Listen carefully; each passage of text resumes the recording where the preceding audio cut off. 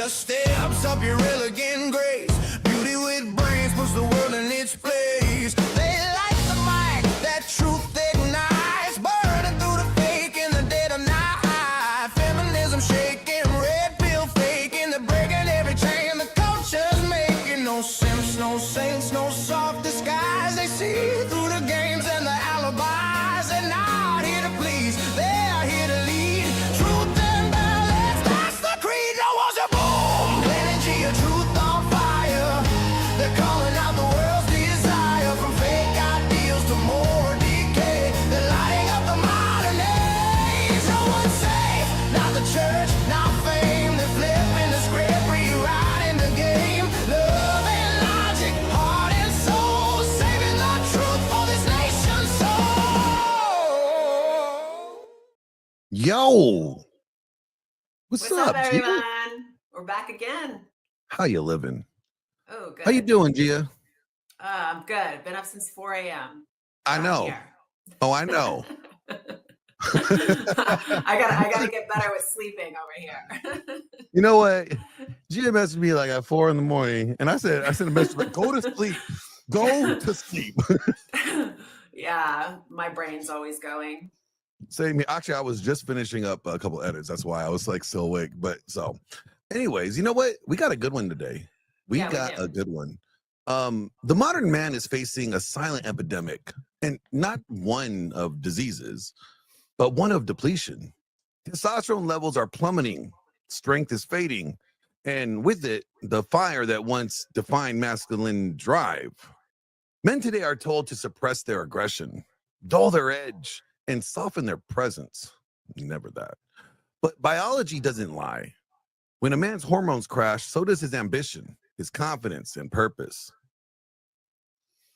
And we're not even talking about vanity or ego. We are talking about health, vitality, and balance. This is a very, very important topic. The way a man feels, the way he thinks, the way he moves, the way he loves deeply is all tied into hormonal function. And it's a super important, but yet left out in today's media, right? It's not just a physical or superficial thing. It's a mental, emotional, and spiritual thing. And so this conversation really matters. So joining us today is someone who understands this better than most, Dr. Pete. And he's going to help countless men, and he's going to help us. You know, he's help us men restore not just their testosterone levels, but their lives. So without further ado, how about we bring up Dr. Pete? Dr. Patitsas. Hey guys, thanks for having me. Awesome to be here. Thank you Love for having you joining us, here. sir. Thank you for coming. So we are super happy that you are here. We're excited to deep dive into the truth about testosterone health, reclaiming the strength that every man deserves. And we're also going to be, in the end, getting into something that I think women need to hear, how important HRT is in a marriage. And just for her to function, I think menopause is a touchy subject in relationships and often ends up ending the relationship. So we're going to get into that toward the end. So I invite everyone to stay through to the end. Let's dive in. Let's go. All right. So, Dr. Pete, question number one. We're going to get right into this interview. All right. It's more like an interrogation. Okay. No, I'm kidding. Let's start from the top. In your own words, what role does testosterone play in a man's life beyond just muscles and libido? Yeah, I mean, as an emergency medicine doc, I have patients of all shapes and sizes, ages, and there definitely is some type of as you mentioned, a deficiency in men more than ever these days. And the way that I would describe it is sort of that typical patient I have. I mean, I wish I wouldn't have to admit this publicly, but you get some 25-year-old male who comes in for what we call the man flu at 3 a.m. And all they need is 24 hours of Netflix and their mom's chicken soup, and they are distraught. And so, wait a minute, Dr. P, we got to rewind that back a little bit. What is a man flu? Yeah.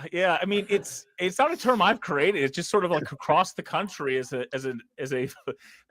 pattern that we see, a trend. And really, what we refer to, it's this guy comes in, he's got a cold. He's got a cold. The sniffles. And essentially, and he needs just some Gatorade and a lot of rest and maybe watch some Netflix and call it a day, maybe a work note. But they come in distraught.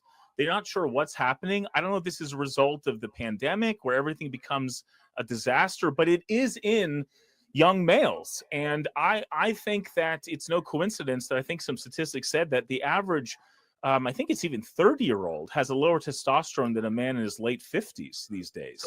So what is that all about?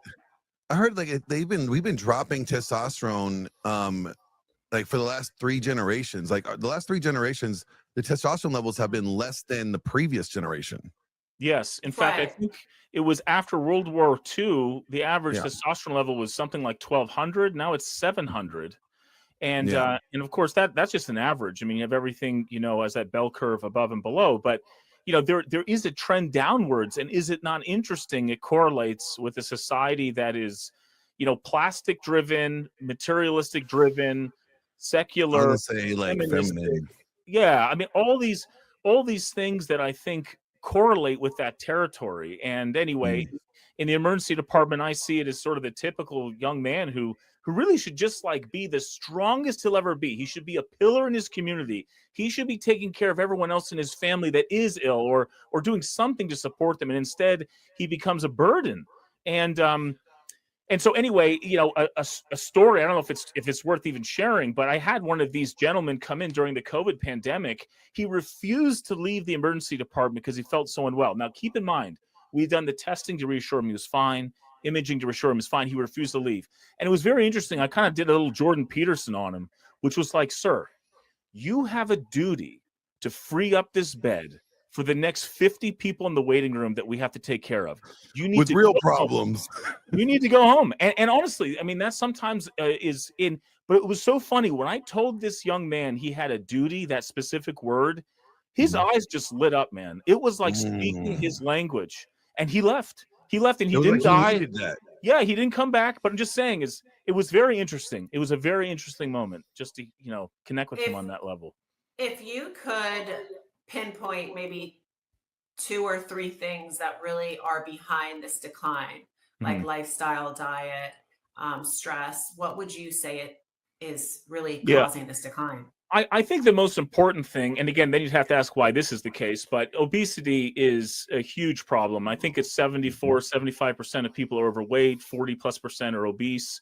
And, these are levels like if there's a level of morbid obesity that is just undescribable, where I have to transfer people from my emergency department to other centers where they have a CAT scanner that's big enough for them. I mean, I don't say this to insult them. I'm just saying it's that extreme. And so with that said, maybe most people don't realize this, but fat is a very hormone active tissue in your body, and it will convert testosterone into estrogen. Yep. So it will lower your testosterone and increase the estrogen in a male, and that's problematic.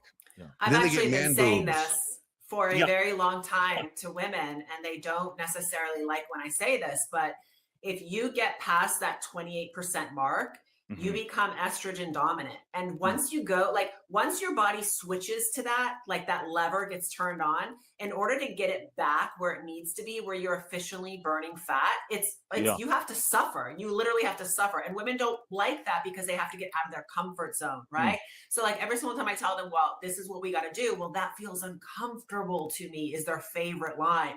And I'm like, yes, but you got comfortable. And now you're at this point where comfort is no longer your friend. Yeah. Like we have to turn it back. We're going to have to suffer a little bit to get your levels back. But I've been saying this forever.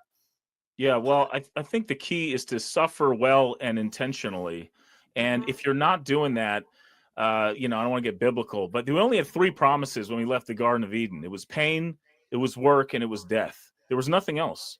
It was literally, I mean, look it up. And if you're living a life where those 3 features aren't present, you're not living in gravity. You're not living in reality. And then how can you adjust appropriately? And so by all means, I welcome a civilization where we can change the temperature and drive it conveniently and do all the things we want to do. But at some point, it begins to snowball into a problem. And like you said, whether that's hormone levels or our obesity or our functionality or our marriages, et cetera, there's a crisis among us, and it's interesting how it's measurable through something as simple as a testosterone level.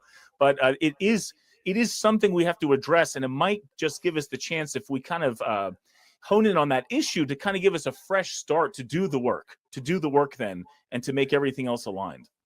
Yeah, and see, what a lot of men don't realize is how much like low testosterone actually impacts like their mood, their drive, their decision making. Yes. I mean, I tell guys, like, look, if you're feeling depressed, before you go to the doctor, get on some SSRIs, all right? Right. Go get your hormone levels checked. Go see what your testosterone is, because they will diagnose you with like a major depressive disorder if you have low T. And you may not need all those SSRIs. You just may need to get your T levels up. Yeah. That has less effects than more than those pills that they be popping, does, like, because all that does is mask them. Well, and the SSRIs lower testosterone. Yeah. So it's even worse. Not only is it not only does it not address the true problem, it masks it, maybe even worsens it, and then really deregulates a person, dysregulates a person. It's just like it's almost like you're putting orange juice in your car or something, and you're expecting it to go forward. This is not going to work. And so, yeah, it is a problem. And psychiatrists, I will tell you personally, and again, there's some good people out there, it's a valuable specialty, but they have no training at all on hormone therapy, zero. It does not make the medical school curriculum, and it certainly wouldn't make it in residency either. To offer that idea of checking a testosterone level is absolutely on point. And in fact, I again talk about a different population of people. I have certain regular comers to the ER. They've been to a new ER every 2 or 3 months with the same complaint, with the same workup, with the same reassurance. And I had this one guy, I finally said, you know what? I'm going to go on a limb. I'm going to check his testosterone. You don't check testosterone in an ER. I know. That'd be a weird thing to do, because it's like, it is. But you know what? He had racked up so many bills, days of searching. I mean, it was an obsession, and his testosterone level was low. And I called him up with a positive result. I was like, sir, I just want you to know, like, everything is fine except this one thing. And I think you should have some supplement. And he was very grateful.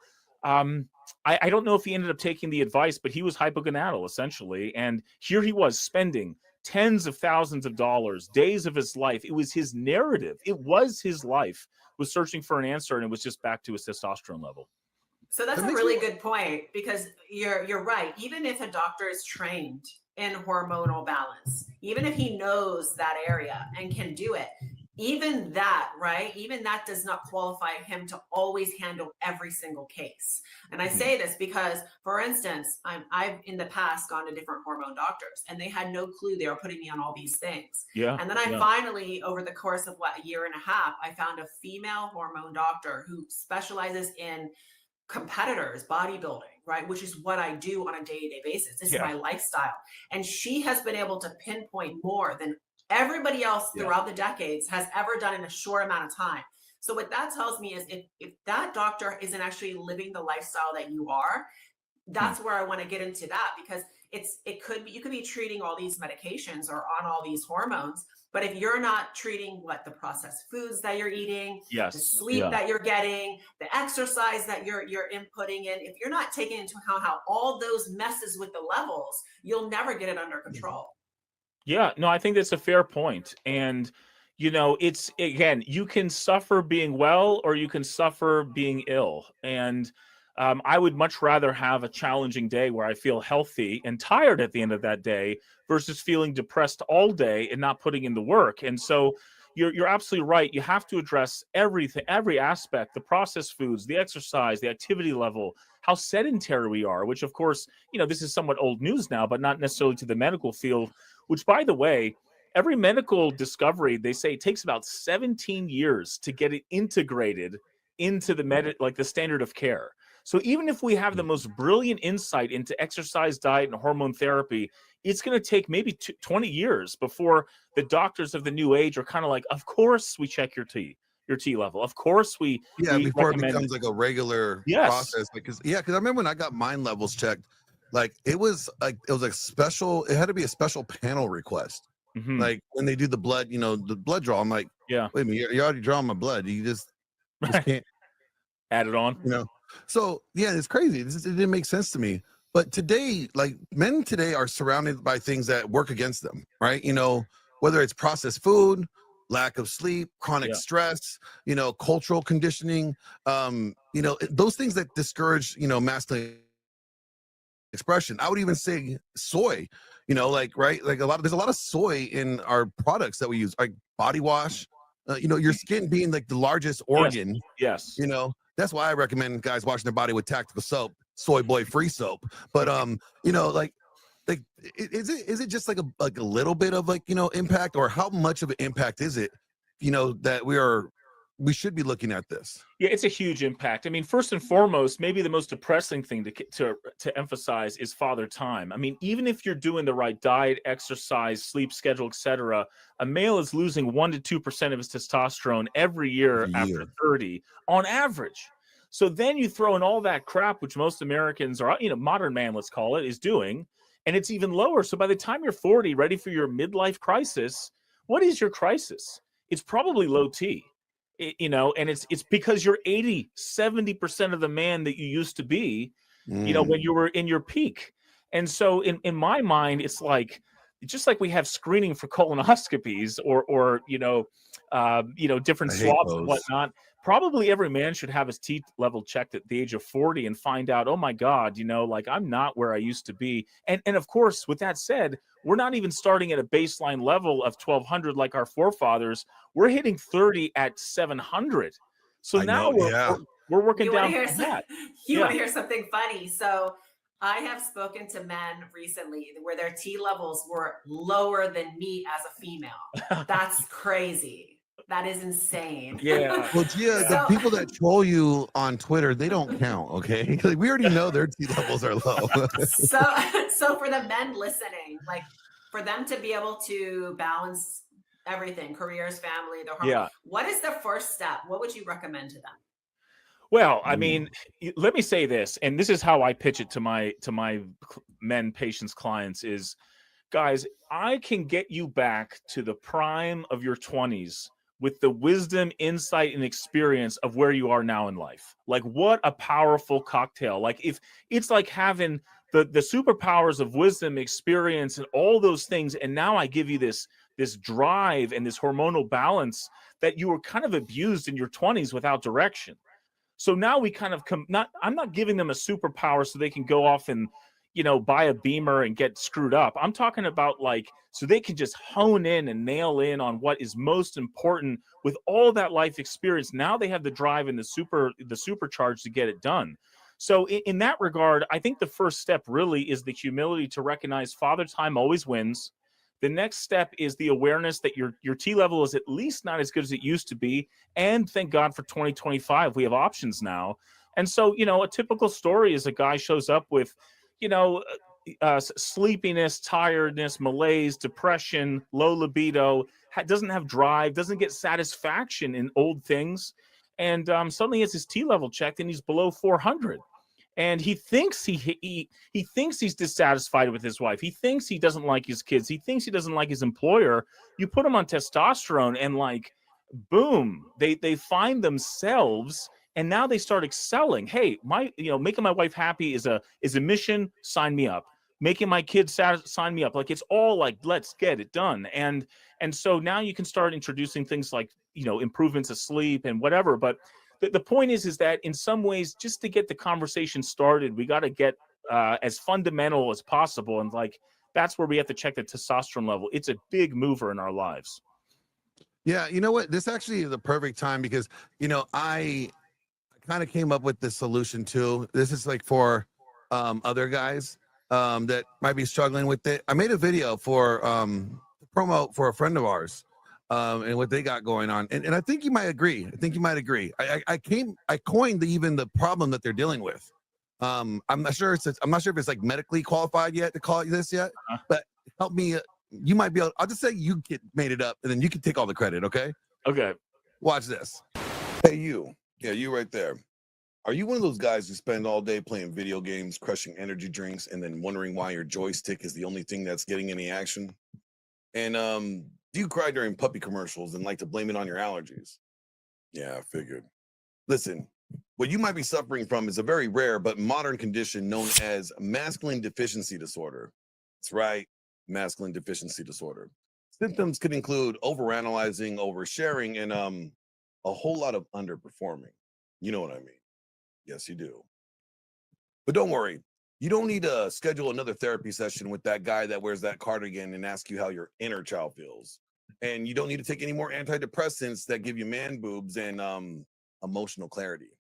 No, what you need is a Fauci-free vaccine. You know what I mean? Fauci-free. I'm talking no needles, no pills, just raw testosterone and righteous aggression. What's the solution? The solution is you going to the Full Spectrum Warriors Winter Summit this year. That's right, the Full Spectrum Warriors Winter Summit.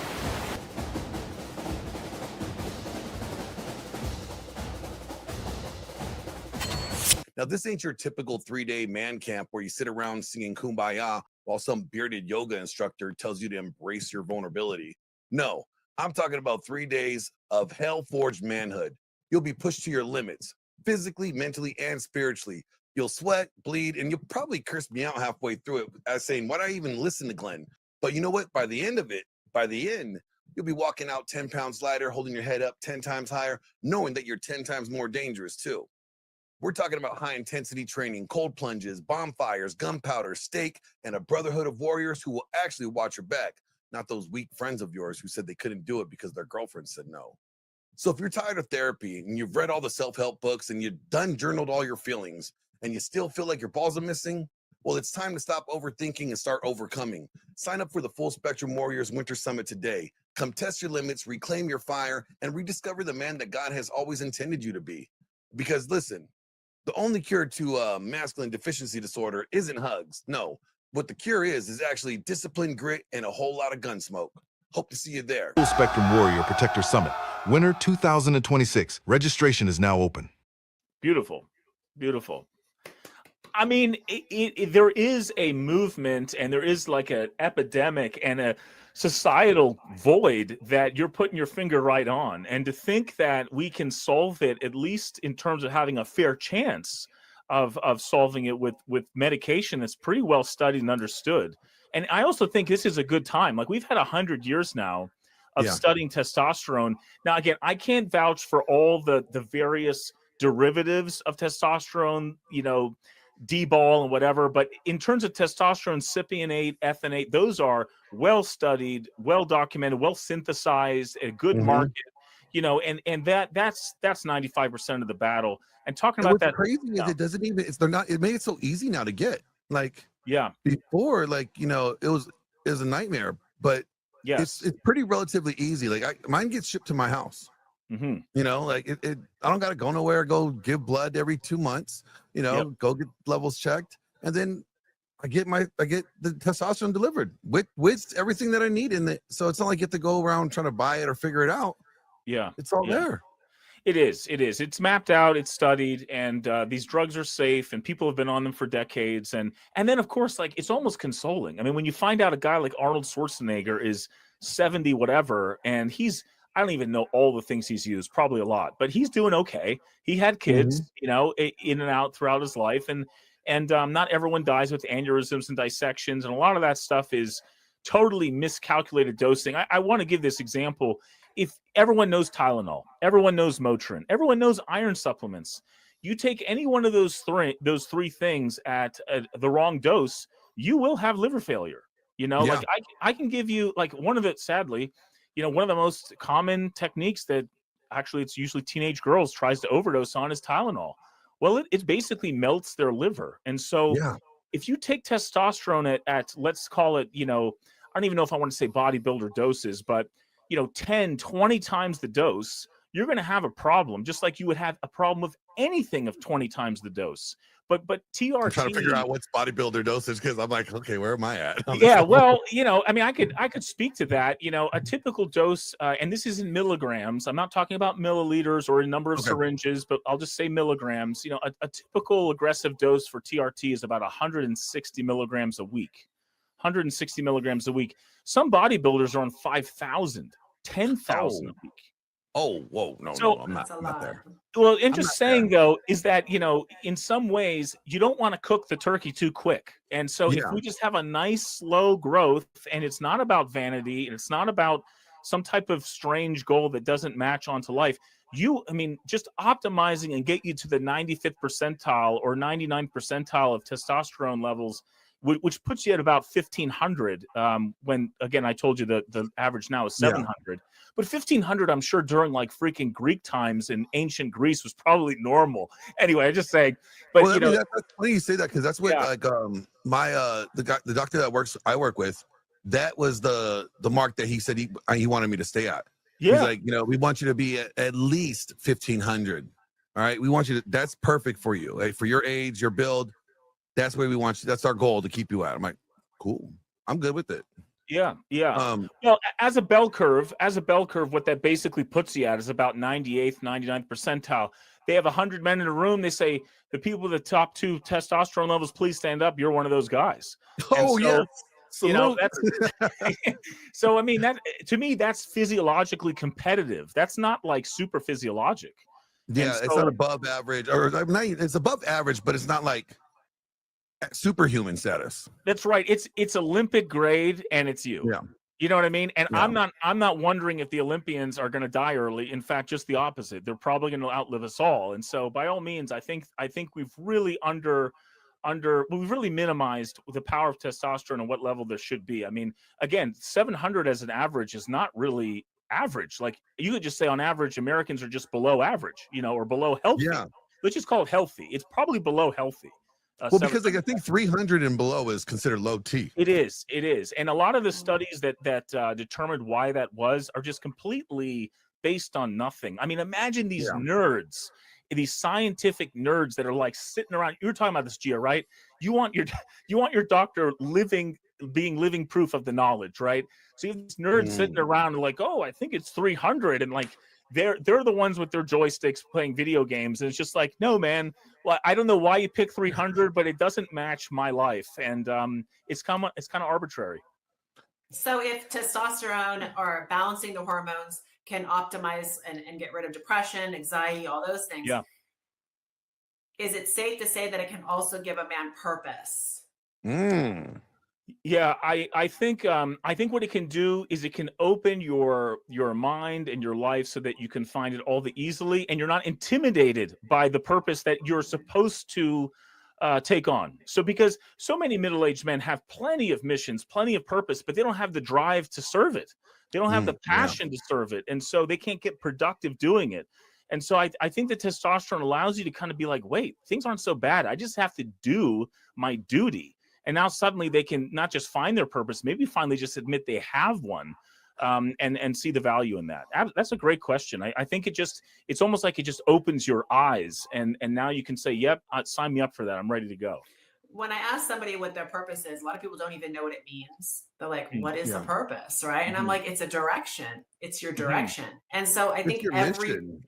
every individual has a purpose. Sometimes it's just simple as helping someone. And then once you understand that, it's not being lazy anymore to actually do it and consistently do it, you know? Yeah. Well, I mean, again, if you follow kind of just the natural circles of life, I mean, most people have a spouse, they have children, they have extended family, you know, this, and again, I'm not trying to say things don't go wrong, but there is a grandma out there that needs your help. There is a grandfather out there that needs your help. You got aunts and uncles. Like, build your circle. And as you have more ambition and more drive, serve more people. And so that just as basic level is going to sign you up for the adventure of your lifetime. But everything after that is certainly possible. But yeah, I think we got to just simplify it. Like you said, it's like, wow, there's this thing called sleep and exercise and vitamins and eating good food. And that makes you live a long, healthy life. Like, you know, thank God the engineering of this world is fairly straightforward if we just were to do the basics. You know we what? have- When you think about it, like, why do you think that, like, when it comes to male hormones, like we women have like no problem being on hormones. Like we tell them, like, women get on the pill. They say it helps them balance their hormones, right? But when it comes to like hormonal health for men, we've seen this entire generation of men being told that like strength and competition, or even ambition, having purpose, is even toxic. So what part do you believe, like, when, because I heard this before, like, oh, you're on TRT. I mean, yeah, I'm 41. Like, what do you expect? Like, you know, like you're cheating. You're cheating. Am I cheating or am I just winning? You know, and you're losing. You know, like, but it's older women that will shame men for taking TRT. You're just trying to be like a young guy. Your time is up, and I'm like, so how much do you think like the feminist cultural, you know, that influence is actually designed to negatively, you know, affect men like this? What a losing perspective, right? Like, oh, shame on you for trying to be vital and hardworking and have drive still. Like, and you know, it's such a funny thing. I mean, let's imagine there was no such thing as TRT, but I told you about protein. If I tell you to get, you know, a gram per pound of protein a day, are you cheating or are you just eating optimally? You know, if I told you to intermittent fast, are you cheating? Like, at what point do you draw the line of manipulating the world around you so you can thrive as like as manipulation? It's just such a distorted way of looking at things. Is every time someone takes a medication to help with their heart failure cheating, or their insulin for their diabetes cheating? You know, it's such bullshit. And so I just think that, you know, by all means, we want to be autonomous and self-sufficient and able to kind of live the lives that we need without too much dependence. But at the same time, it's like, well, we live in 2025 and these are the medicines available and I'm doing everything else right and life gets better around me. I just, it's unfortunate that the narrative is like that, and it's all too familiar of a sound for what you're saying. Yeah. So I really want to dive into this next topic with women and HRT, because as I said, we do hear a lot about TRT, but we don't necessarily talk a lot about women and their hormones. And I understand why. Women are a lot more trickier. They kind of bounce all over the place during the month, right? So it's a little bit harder to pinpoint, because I know with myself, you kind of have to tweak as you go. Like the first initial dosing that they gave me, it had to be tweaked depending on how I reacted. And I think that has to be done constantly. And I want to get real practical for the listeners. Like if somebody comes to you and they says to you like, okay, I think I have low T, or I'm having libido issues or whatever. What's their first step? Do they go to a doctor? Do they have a consultation? Do they get a lab done? Like where do they go? Yeah, I mean, I think, you know, there's certain hormone levels that ebb and flow through a woman's cycle. I mean, first thing I would say is recognize that two things you sort of synchronize and move 80% of our genes, and that's light exposure and when we eat. So the ultimate cycle in a woman is her menstrual cycle, but we live in 24-hour periods. So if you want to synchronize your 28-day cycle or 30-day cycle, get your 24-hour cycles in rhythm. In other words, sleep at the same time, eat at the same time. You need a routine. And so in that way, now we can sort of build up to your menstrual cycle, which is fine. So once we get regular by just this ceremony of routine, we can start reliably sort of saying, okay, where do I weigh in? And at that point in time, you can start saying, okay, on this day, I'm going to get my hormone levels checked, so I can always sort of see where I weigh in at that moment, because things do oscillate. The thing that's really important, like monthly, like, okay, every second Tuesday of the month, I'm getting my hormones level checked to kind of keep track of it monthly, like that, or? Yeah, I mean, well, basically, like during menses, by definition, their estrogen levels is as low as it will be, and then as they're ovulating and getting to mid-cycle, it's as high as it will be. So, I would essentially say, hey, you might want two levels just to kind of see where things are. How low does it go, and how high does it go? And then from there, kind of determine how you kind of weigh in for comparison after that. But the thing is this: women are kind of really alert and keen on estrogen and progesterone levels. Okay, that's very important. But testosterone is actually the dominant hormone in a female. I mean, by density, it literally is higher than their estrogen level, which is very interesting, because if you think about feedback cycles, if I put a woman on birth control and I'm giving her estrogen and progesterone, and it's high enough to shut off their feedback cycle, they're shutting off estrogen, progesterone. They're also shutting off their own natural levels of testosterone. Yeah. Well, now they're just absolutely estrogen and progesterone dominant. What does that do to their life? And well, you could say it makes them hyper. I wouldn't even use the word feminine. It makes them imbalanced, and makes them they have a lot of moods. crazy. Well, yeah. Like I know that Yeah. I have to be very, very, like, even when I go get my blood taken, it has to be done on the same time Sure. of every month, right? It's the same thing. Like I'm very into routine basis. Like Yes. I have to work out at the same time. I have my meals, I have my vitamins. Yeah. Like it's almost it is a full-time job. Yeah. It really is. Yeah. Well, I mean, it's your body, it's the temple of your soul. It's your life, and obviously it's working great for you. I think what's important though, it's so funny. I like to say this all the time. You know, a female's average testosterone level is 70. A man's is 700. A silverback gorilla 7,000. You know, so anyway, silverback gorilla status. I'm trying to just get there. Yeah, no, I'm just saying though is that it's so interesting how strength correlates with it, among other things. But women need testosterone. In fact, I heard actually more optimal levels probably maybe 100 for a female. But the point is that they do need testosterone, and it's actually a part of the cocktail of hormone therapy now. Progesterone, estrogen, you need testosterone. Again, for female, it's a lot lower dose. It's kind of cute, actually, how small it is that they have to inject. But the point is it's important. Yes. I talk about what keeps relationships together a lot. Like most of my conversations are around those topics. And I think that this falls into line more than people want to admit. Yeah. Because if you think about it, what makes a man, like people want to say that love keeps a relationship together, but it's actually appreciation and compatibility that keeps a relationship together. And with that being said, like appreciation. So how does a man feel appreciated? He feels appreciated when a woman initiates sex with him constantly. He should not always be the driver.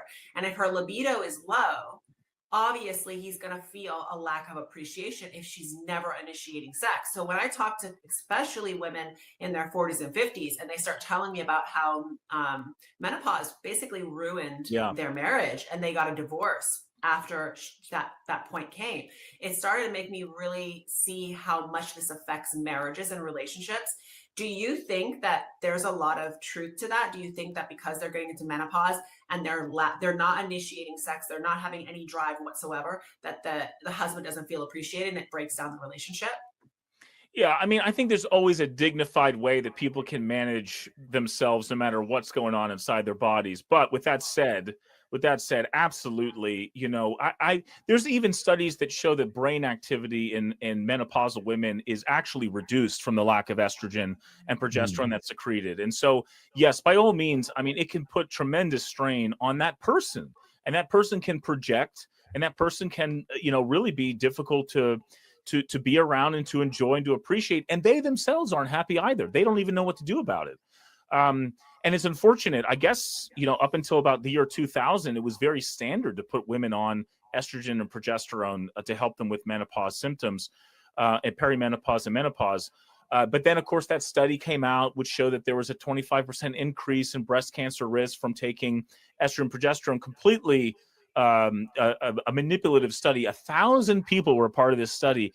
4 women would have got breast cancer anyways. There was one additional one that got breast cancer. We're talking 994 people that had a phenomenal experience, had all the benefits at the expense of one person. Now, again, this is for the ethics people to discuss what's worth it. But in my opinion, if you could save all those marriages and all those people, sometimes there is a cost to big boy decisions. Like, I'm sorry, there's just not going to be a perfect solution, and it might just be worthwhile. Well, it's making a comeback, and we know also too that if you don't ingest orally a lot of these estrogen and progesterone tablets, it's not as toxic to the liver and to the system in general. And so you can even reduce the risk of many of these side effects even more if it's injectable or if it's a gel or a patch, for example, just to get practical. I'm glad you brought that up. So I personally like injectable testosterone.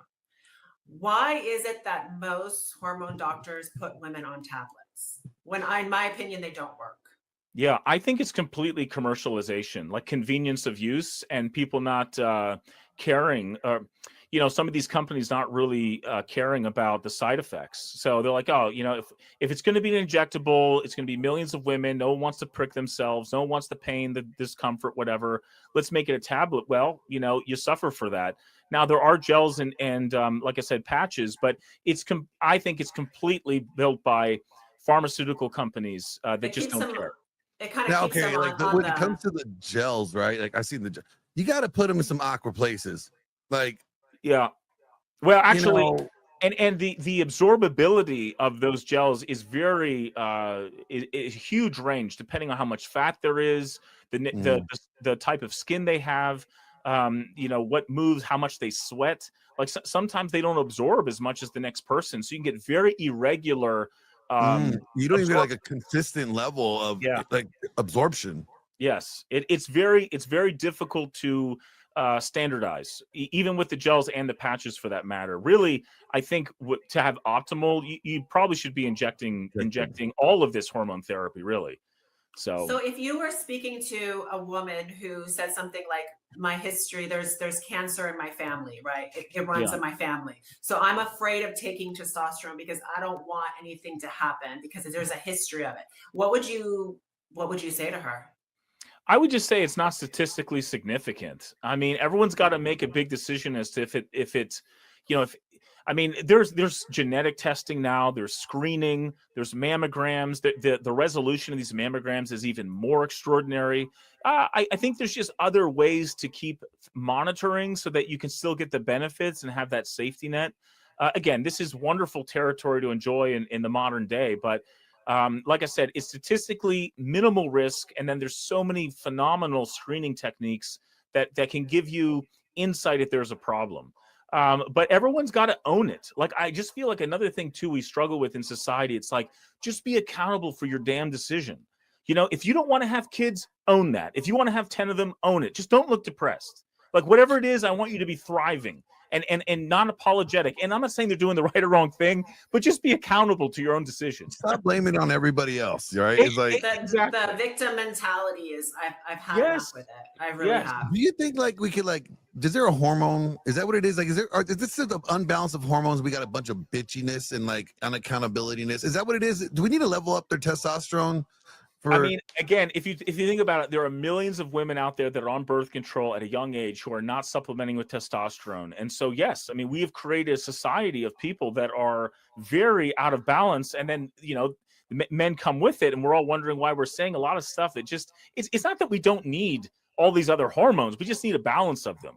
And so even men need estrogen, you know, it's just that we don't want low testosterone with it. And so, yeah, we just it's a wonderful era to take advantage of these things if you're so motivated. But unfortunately, you know, sometimes we got to incorporate this into society more better because not everyone's as motivated to research these things, to know. And it's great that these studies, this literature is out there now. It's time to do something about it. Quick And I question: think, when it like, comes to, oh, go ahead, Gia, go ahead. no, go ahead. I was gonna say because like from a pattern standpoint, we know that men's midlife crisis that has something to do with hormonal imbalance, right? Yeah. And then we could say, well, women's midlife crisis tends to also have to do with this hormonal balance and their stuff. Yes.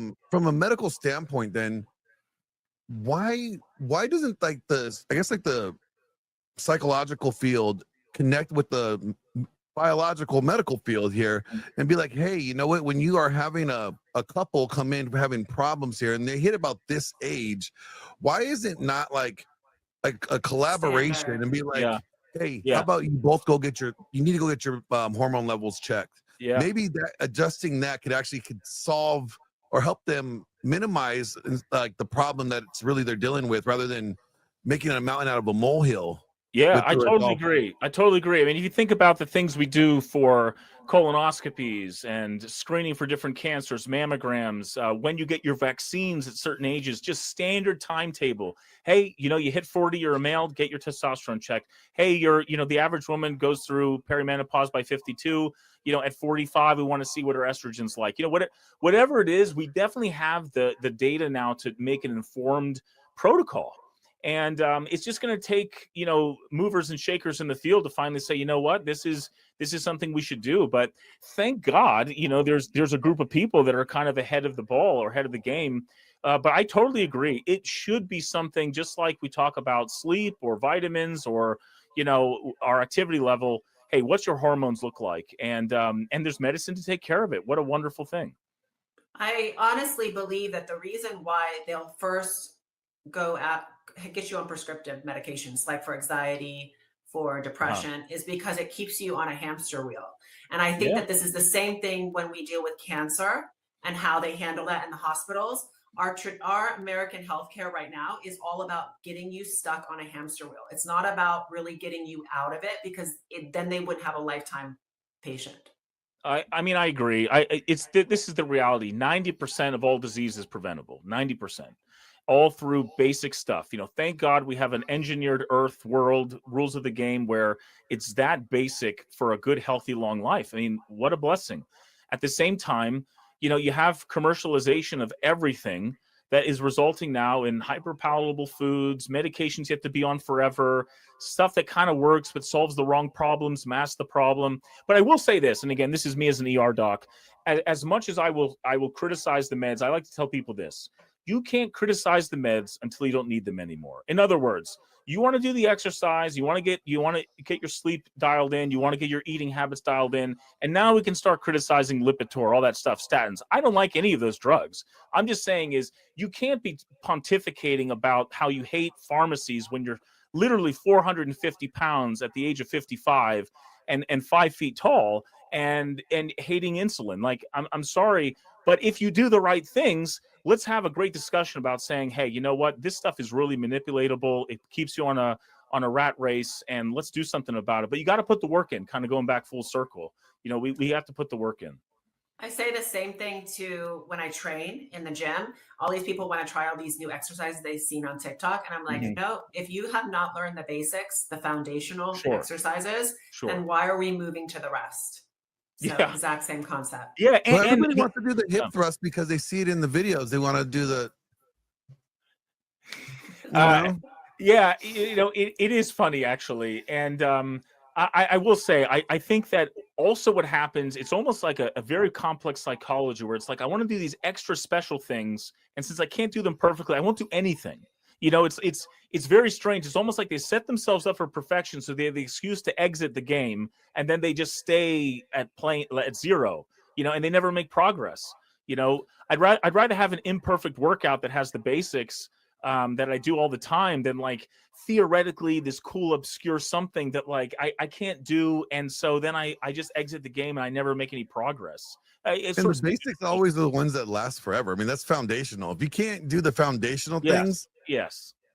So I worked in a doctor's office for over a decade, and I was able to see the trends. Like you know how that is, right? Pharmaceutical reps come in, and there's always like the new medication. They need to push that, and then the doctors get a kickback from that, and so on. So I wouldn't really get into the trends, because from what I'm noticing, even in the hormone doctor lane, even in that lane, I'm noticing peptides have become sort of a trend lately. So I want to touch on that. Do you think that if you are balancing your hormones, let's say you're on the right dosage of testosterone, you have your progesterone, you have everything balanced, do you think peptides is something that's a good thing to start, or do you think it's more of a trend? I mean, I'll just say this. If you have your sleep dialed in, your exercise, your vitamins, your food, and we can add on TRT on top of that. I'm not trying to say there isn't more gains to be had, but I mean, you are going to be a beautiful, healthy, hardworking, ambitious person. And I just don't, it's not to say peptides don't work. They absolutely do.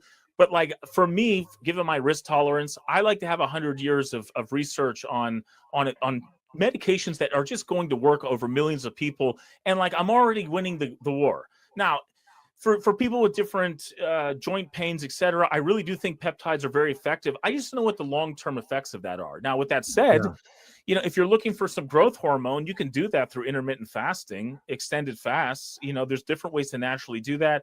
And there are synthesized versions of things that release that.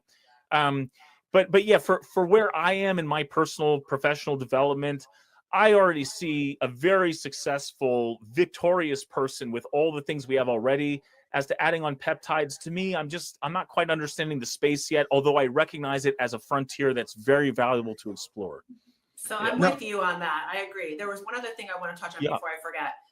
Do you notice the trend with everybody now being put on cholesterol meds? And the reason why I say this is because I'm noticing this. I'm very good at connecting the dots, and I'm seeing this even with very healthy female and male clients, right? They're great, they eat great, they exercise great, but all of a sudden, they got high cholesterol. But then when you look at their T levels, that's also elevated. And I try to tell them, no, you really just need to incorporate some omegas. You need to reduce your carbohydrate intake. You need to come down off the processed sugars, Yeah, and you can yeah. naturally elevate your cholesterol.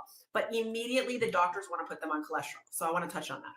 Yeah, I mean, again, I totally really don't like statins at all. But again, if you're a motivated person, everyone's got 3 months to put their life in order. Unless you're like 70, you're on death's door. But for the average American, let's say from 10 years old to 55, you got 3 months to reduce your risk factors, to put your life in order, to then say, hey, did I do it or not? And if at the end of that 3 months you haven't taken the responsible steps, okay, you probably have to be put on a statin. But by all means, if you don't want to be on a statin and you want to do the work and you want to do the common sense stuff, you're going to be fine. I would far trust a healthy person at a healthy weight with a good lifestyle, doing all the right things over a particular lab value any day of the week. So if your life is in order, it's just a number to me. But at the same time, if there's things that you can change and optimize, by all means do that. And if you find yourself, not doing the work after the 3-month experiment, with some humility, I guess you need some medication, but try again, and yeah. Have you heard of Plaquex therapy? I have not. What does that include? So it's a natural, it's pretty much a natural supplement that lowers cholesterol naturally. Mm-hmm. And you can find different formulas over the counter, but I know that the more potent one you'd have to get from a doctor. So I just wanted to kind of touch on that to see if you knew what it is. I'll send you some information on it. Yeah, no, I appreciate it. I mean, again, there's so many different ways to lower your cholesterol. Sometimes they're through absorbing fats that keep you from actually digesting it. There's side effects from that. Other things have you excrete it or not make it. There's different things. But, the point though is again, if you dial in on the diet, a lot of these things take care of themselves. And exercise ultimately can really neutralize a lot of bad food that you eat, at least. I'm glad that you brought that up, because I wanted to bring up your book, the Athos Diet, right? You talk about that. You mentioned how a lot of the vast metabolic diseases across the developing world are indicated through severe widespread problems because of hormones, metabolic hormones, issues with insulin, all these things. So you approach it from a 3-pillar standpoint, from what I understand. You addressed it from intermittent fasting, having a high protein, but you're focusing on plant-based diet or plant-based protein, which is interesting. I have a question about that. And then you talk about being active and walking. So can you kind of discuss, because you talk about diet, you just mentioned diet a minute ago. Yeah. How do you approach diet in your book? In that framework?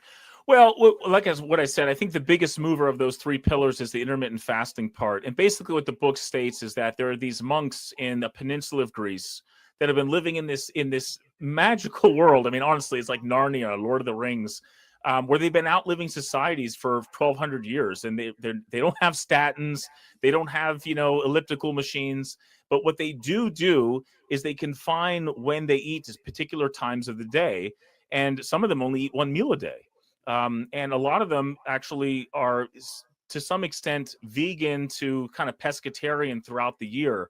And so what we do is we just try to mimic those aspects of what they do. So what I tell people is you don't eat for 16 hours a day. Actually, for some people, I recommend 20, no eating for 20 hours a day. So you're essentially eating over 4 to 8 hours. So that's the intermittent fasting part. And that's very important, because even if you didn't have the discipline to change anything more about your diet, you will live 40% longer, which is a pretty incredible game changer. So is that eating all your calories in one sitting? Yeah, eating all your calories within that eating window, 4 to 8 hours, 4 to 8 hours a day. Okay. And with that said, though, the science, sort of highlights this or echoes this, that light and when we eat are just as important as well. They are the most important drivers of 80% of our genes being in synchrony, and that's pretty powerful. So if you want to get your life in order, eat the same time of day every day, and you can't eat like the average American, which is 11 times over 15 hours. I mean, that's like wanting to drive your car 60 miles and every mile and a half stopping, and then wondering why your car's inefficient. So I don't do that. That's nowhere near that. I'm more maybe once or twice a day, but I split up my calories in between, Yeah. I But have tried different things, but what works for me is high input and also high energy. Like I take a lot of meals like every 3 hours, but they're very Mhm. portioned. And then I go to the gym and I put out a lot of energy. So Yeah. this is what's worked for me. But I have tried intermittent fasting. It just doesn't do well. And I'm curious, is there something that does better with men in intermittent fasting than oh women, yeah, like that's a with good their idea. hormones? Yeah, no, it's a good point. I mean, I'll say this: women are a lot more sensitive to cortisol levels, which tend to be higher in the mornings. So, if a woman was to do the intermittent fasting thing, I would actually say your window should be front loaded. So every day in that Oh, 24-hour cycle, you should probably be eating within an hour of waking up. And then 8 hours later, which if you think about it, you wake up at, well, I guess you were up at 4 a.m, Gia, but let's say you're like a normal human being that wakes up at 7. By 8 o'clock you're eating, and by 4 o'clock you stop eating. It doesn't sound and too like it's not terrible. hard if you look at it that way. You go, okay, Yeah. here's your window. You can eat as many times you want a day Yes. up to this window, as long as you're only consuming the calories that you need in your macros that you need to That's right. consume during that window. That's After right. that, you can stop, and then it's really not that bad. It really isn't. And like I said, you take any mammalian species and do that, and it'll live 40% longer. Now, are there other ways to achieve that longevity benefit? I'm sure there are, but this What is about so regulating simple. that? What about regulating the insulin levels? Like, what about that? What about keeping everything kind of steady? Doesn't that help with like cravings? And Well, this is the thing, which is so interesting. It's sort of two parts to this. One is that if you get enough protein in that 8-hour window, then your satiety is hit, and you actually, it's like when a person's not allowed to drink water but they're thirsty, they start snacking on stuff. Well, they're not hungry, they're thirsty. I would say the same thing about really a lot of our food items that we eat. We're really just hungry for protein. We're Thirsty. just not Yeah. giving us stuff enough. So there's that element. But then actually intermittent fasting improves insulin sensitivity.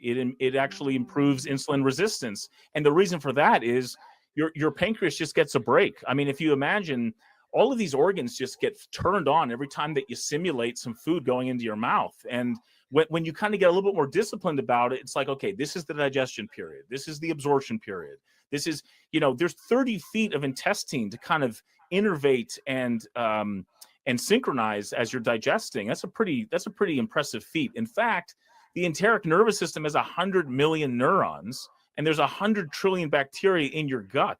So like there's more cells of bacteria in your intestine than there are cells in your body. Who's living for who? But the point is I'm bringing up is, if we can kind of better synchronize when we eat, and and of course then the macros after that, you can get a lot of stuff in your life in order. And it's always interesting to me that when people try to, after a breakup or they have some mourning or tragedy in their life, when they eat and how they kind of navigate their food cycles change a lot. A lot of widows and widowers, they go through fasting periods. Why do they do that? It's kind of like it really calls into question what is our core. But anyway, the point is that if you I see what you're saying, like psychologically, like why they end up naturally just well, going to the fasting they sense. do say starve the cold. So there is some, right? There's some truth to starving. So like when you do stop feeding yourself food, your body has to work off of its system. Because my brother's big on that. Like if he's got a cold, he starves. He goes fast. He fasts, and it goes away. Even your dog will not eat when it's sick. It just knows. And in fact, this is so well documented. I mean, this deserves a whole another discussion. But and this is an area of emphasis I love. But the point is that your enteric nervous system that lines your gut is one of the biggest nervous systems in your body. It even questions as to what our core is.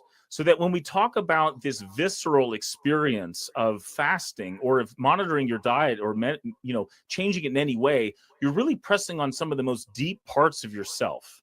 So that if I can change when I eat, what I eat, how I eat, you're really changing who you are. And you heard that old phrase, go with your gut. We're talking about like that's nervous system talking. That's not bloating. That's your body telling you something about a girl, about a situation, about what you should do with your life. And so with that said, it's one of the most metabolically active systems in the body. Like 10 to 20% of our calories are just used for digestion. And what's interesting to me is when people go on prolonged fast, their metabolism increases. So what are they doing? What they're doing is they're releasing things like sirtuins and anti-inflammatory factors, and they're healing themselves. So it's actually very interesting that I would like to argue 90% of all disease is preventable. And one of maybe the biggest factors in sidestepping a lot of that tragedy is through something as simple as fasting. And in this course of the Athos diet, essentially it's reducing your eating window to no more than 8 hours. It's trying to get as much protein as you can. And I'm the biggest carnivore in the world, but I also believe in sort of dynamic seasonal changes, where we weren't meant to just kind of only have one season, I guess, unless you're in Ethiopia or something. But, there's 4 seasons, there's weekends, there's holidays, there's things that kind of change up that routine a little bit. And so what I say is every once in a while, go plant-based. And this is not for hyper athletic Olympic stars. This is for the masses. This is for like everyone that's from 0 to 85 to get healthy. Yeah, I thought you were about to tell me I got to give up my filet mignons and my chicken breast. I was about to get real depressed here. No, not at all. Not at all. Just get protein from a good source. But I do think that changing it up with a little bit of dynamic, sort of intentional routine can make a big difference. What would you recommend as like a good protein, like a plant-based protein? Well, it's funny actually. So when you talk about like protein to calories, eggs I think are like 1 gram of protein for maybe 12 calories. Well, you can do 1 calorie to about 7 or 8, 1 gram of protein for 7 or 8 calories for hemp. And what I mean by that is not that a protein gram isn't 4 calories. It's just to say that all the stuff that comes with it, what really annoys me about plant-based protein bars is like you're eating 10 grams of protein, but it's like 300 calories. What am I going to do that for being lean? But there are ways like hemp protein, pea protein, actually in the diet, shrimp's allowed, which of course is not a plant, but that's sort of they're a bottom feeder. They might as well consider a plant. It's a Christian-based diet, and if you look back into the ancient churches we were talking about, sort of era first 100 years, this bottom feeder stuff was actually allowed to eat all year long, which is interesting. They didn't have the science then, but it actually turned out to be kind of healthy. Lots of protein there, and lots of fat, by the way, too. And I don't mind the cholesterol that comes with it. The healthy fats, like the good fats and stuff. Yeah. And again, if you have everything else in order, I'm just not too intimidated by cholesterol. I don't think it's a bad thing at all. So in this book here, for you guys that are interested, you guys can get it on Amazon. All right. All you gotta do is look up the Athos diet. Before there were Atkins, there was Athos. Right. So is that where you break down tell us how the book is structured before we wrap up? Yeah, essentially, I just try to make the idea that we live in a world of convenience and we're like polar bears in the desert. Like in our effort to try to free the polar bear from the freezing cold, you put the damn thing in the desert, it's going to die. And what I'm trying to tell people is as we have enjoyed these different levels of civilization, like we still have to be sober, raw, ambitious, hardworking. And the way you can do that is through diet. It's through exercise. It's kind of through we call it asceticism, but it's like suffering intentionally well. Like you're trying to introduce difficulty in your life, even though you don't have to do it. Embrace the suck. Sorry, Glenn. Embrace the suck. Exactly. And you need to do that so that when you're in my emergency room, in the waiting room, you're not like most of the people that won't let the toddler dying from pneumonia go ahead of you because you arrived earlier. Like I can't tell you how much human nature really shows itself in moments of tragedy. If you can limit your diet, if you can exercise, if you can embrace the suck, you can let a toddler go ahead of you in the waiting room to get emergency care. And it's very unfortunate that I've been in situations where people are unmasked and you see the vices emerge in the most delicate, extreme situations, and it's really ugly. But if we can introduce this difficulty in our lives when the actual tragedy hits, we won't be adding to it. And so the book itself is kind of it's philosophical, it's a little esoteric, but it also is very functional and very helpful and very productive. So it's pragmatic. Three pillars, it's all in that book. It's very helpful, and there's people living that way for 1,200 years, and they live to their 90s, without Parkinson's, without diabetes, without amputations of their feet, without obesity. I think it's the 101 of nutrition, and then we can layer up all sorts of stuff on top of that. So amazing. Thank you so much. This has been extremely informative. Yeah, thanks, session. Gia. Thanks, Glenn. That was really nice. I really appreciate Yeah, it. it's been a great conversation. I'm glad that we're kind of recapping real quick. So, fellas, get on TRT. Ladies, get on TRT so you can stop hating each other when you guys are in your midlife crises. It might save your marriage. All right. All right. Go to the doc if you need the spot. And gentlemen, if you are got the sniffles and this man flu, Yeah. just get on TRT. But We'll link all your resources down below as well, guys. yes. You know, so thank you, Doc Pete, for joining us. Thanks, Gia. I'm glad I got your book. Thank you.